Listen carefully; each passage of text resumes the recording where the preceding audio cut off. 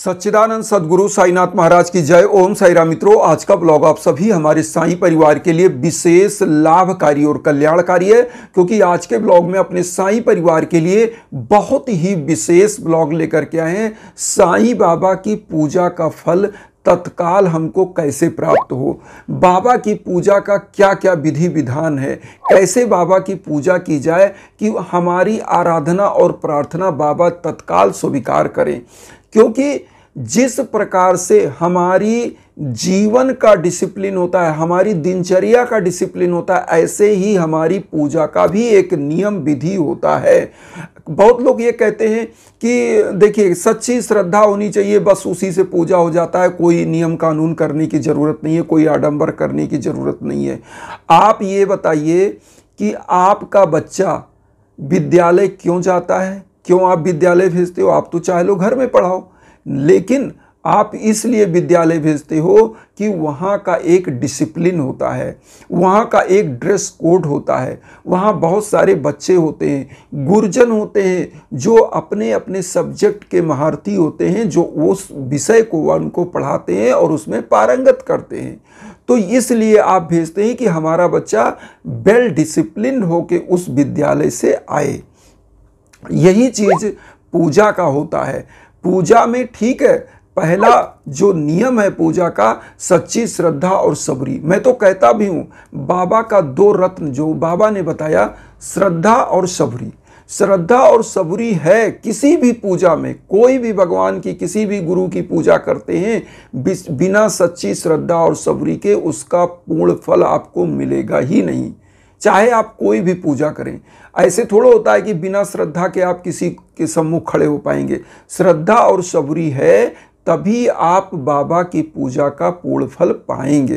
तो ये तो पहला नियम है ही है, लेकिन विधि विधान भी होता है। ये नहीं हुआ कि किसी भी प्रकार से आप गए बाबा के सम्मुख, पूजा कर लिया, एन केन प्रकार और अगरबत्ती लगा दिया, चले गए, ऐसे फल भी नहीं मिलता। जय बाबा ने कहा है, जिस भाव से आप मेरी तरफ देखोगे उसी भाव से मैं आपकी तरफ देखूंगा। तो ये समझ के चलिए कि अपनी पूजा का एक डिसिप्लिन होता है, नियम होता है। जैसे आपकी दिनचर्या का नियम क्या है, आप सुबह रात में गहरी नींद में सोते हो, सो करके एकदम फ्रेश उठते हो, फिर ब्रश मंजन सब कुछ फ्रेश होने के बाद नहा धो करके साफ स्वच्छ वस्त्र धारण करते हो, तो आपका मन प्रसन्न रहता है। तो आपका, अगर आप सुबह रात में गहरी नींद नहीं आई, आप सुबह उठोगे, आंखें बोझिल रहेंगी, आपका शरीर बोझिल लगेगा, तो आप अस्वस्थ हो जाओगे। ऐसे ही जब भगवान की पूजा में डिसिप्लिन से पूजा नहीं करते हैं तो उसका फल भी आपको मिलता ही नहीं। जैसे आप नियम से पूजा नहीं करते तो उसका फल नहीं मिलता। तो यहाँ पर आप समझिए क्या करना है, पूजा का नियम विधि। देखिए, हमारे घर की जो माताएं बहनें हैं वो नहा धो करके और पूजा के समय अच्छा साफ स्वच्छ वस्त्र धारण करें, और पुरुष हैं तो वो भी साफ स्वच्छ वस्त्र धारण करें, नहा धो करके एकदम वेल ड्रेस पहन करके।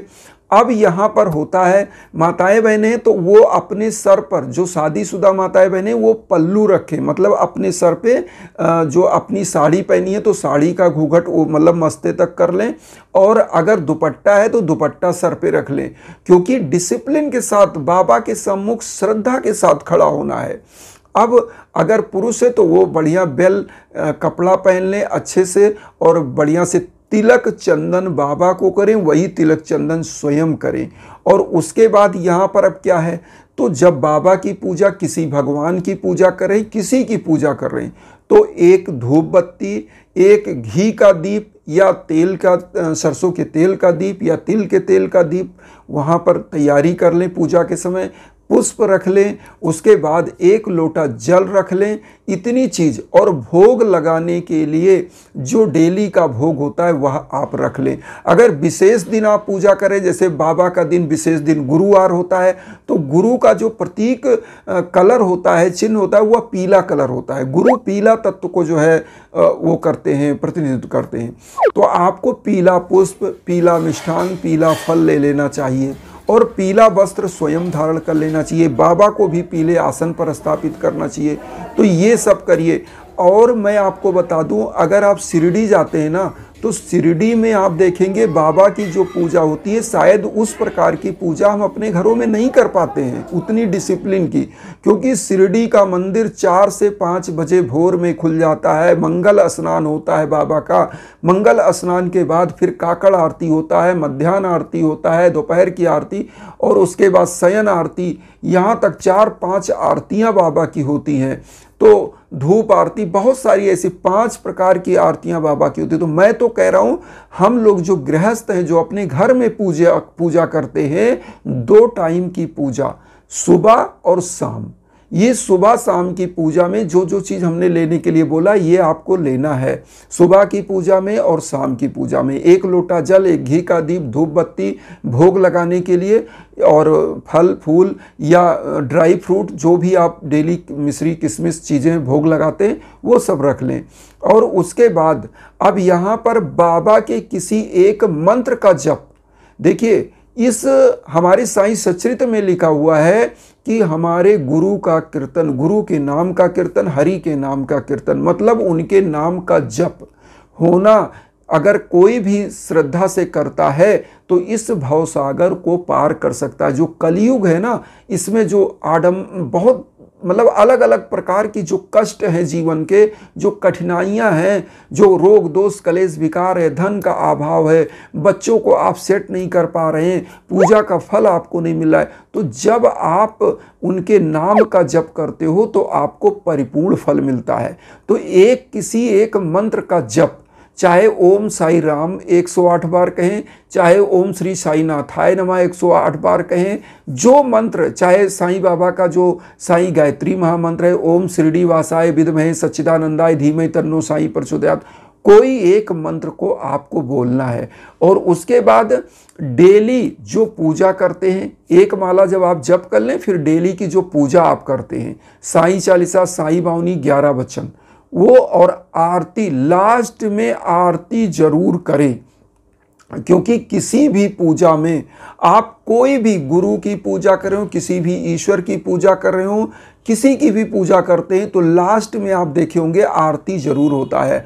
आरती के बाद पुष्पांजलि होता है, लेकिन हम पुष्पांजलि की बात नहीं है। पुष्पांजलि क्या है कि वही आरती होती है, आरती के बाद आप पुष्प लिए रहते हैं, बाबा को अर्पित करते हैं, तो पुष्पांजलि होके ही पूजा समाप्त होती है। लेकिन यहाँ पर मैं क्या कहना चाह रहा हूँ कि हम लोग गृहस्थ हैं, अपने घर में जो पूजा करते हैं वो तो कर सकते हैं, बताने में भले टाइम लग रहा है आपको, घी का दीप, धूप बत्ती, पुष्प और कुछ भोग लगाने के लिए। भोग जो लगाते हैं, क्यों लगाया जाता है? बाबा तो उसको पाते ही पाते हैं, लेकिन उनके प्रसाद स्वरूप जो उनको भोग लगाया गया है, प्रसाद स्वरूप आप अपने पूरे घर परिवार को यह भोग प्रसाद जब देते हैं, सुबह शाम जब अन्न के रूप में, ये प्रसाद के रूप में उन ग्रहण करता है आपका परिवार, आपके परिवार के सदस्य, तो उनके दुर्भाग्य दूर हो जाते हैं, उनके सौभाग्य में वृद्धि आती है और पूजा का फल आपके पूरे परिवार को प्राप्त होता है।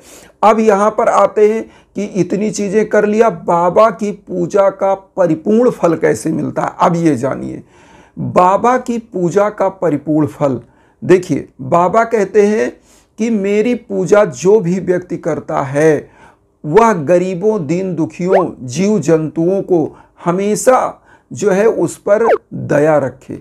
तो जब दया का मतलब यहाँ क्या है कि आप अगर 10 रुपये कमा रहे हैं तो उसमें से 1 रुपये का दान दक्षिणा, मतलब अन्न दान करिए, फल दान करिए, वस्त्र दान करिए, ऐसा निकाल कर उसमें से दशांश का दान, हम कह रहे हैं दशांश का भी ना करिए, कभी साल में 1 बार 2 बार किसी को वस्त्र दान करा दीजिए, अन्न का दान करा दीजिए, भंडारा करा दीजिए, कुछ भी।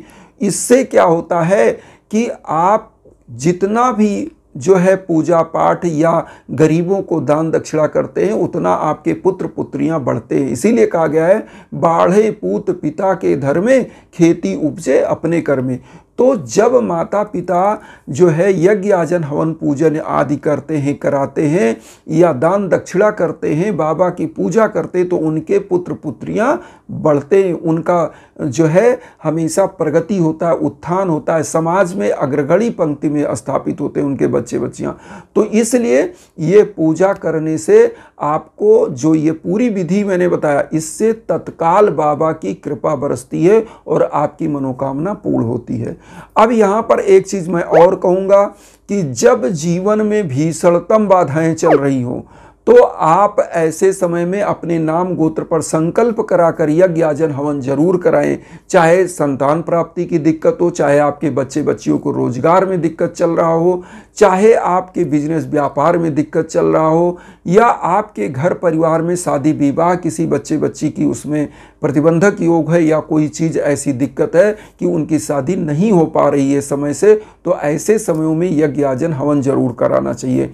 आज हमारे एक और ऐसे ही फैमिली मेंबर जो पश्चिम बंगाल के हैं और उनके भी घर परिवार में उनकी बेटी का शादी बहुत ही अच्छे घर में संपन्न हो चुका है। तो उन्होंने मुझे न्यूज़ दिया कि गुरुदेव आपने जो हवन किया था बेटी का बहुत ही अच्छा, उनकी बेटी MBBS डॉक्टर थी, MD करी हुई थी और बच्चा भी MBBS MD मिल गया, तो दोनों की शादी संपन्न हो गई। इसी के साथ बहुत बहुत बधाई आपको। और आप लोग भी चाहते हैं यज्ञ याजन हवन पूजन, तो हमारा इंस्टाग्राम का लिंक वीडियो के बीच बीच में है, pathak.abhay015, ये हमारा इंस्टाग्राम ID है। इस पर आप संपर्क करिए, मैसेज करिए, कॉल करिए। आप जो भी पूजा के बारे में जानना चाहते हैं या यज्ञ याजन कराना चाहते हैं तो इस पर संपर्क करिए, हमें मैसेज करिए और हमारे लायक जो संभव है हम हर संभव मदद करेंगे। इन्हीं भावनाओं के साथ वसुधैव कुटुंबकम की जो भावना हम लेकर चल रहे हैं उसमें आप सभी लोग चैनल को सब्सक्राइब करके हमें भी अपना परिवार बनाइए। उन साईं भक्तों तक वीडियो को जरूर शेयर करिए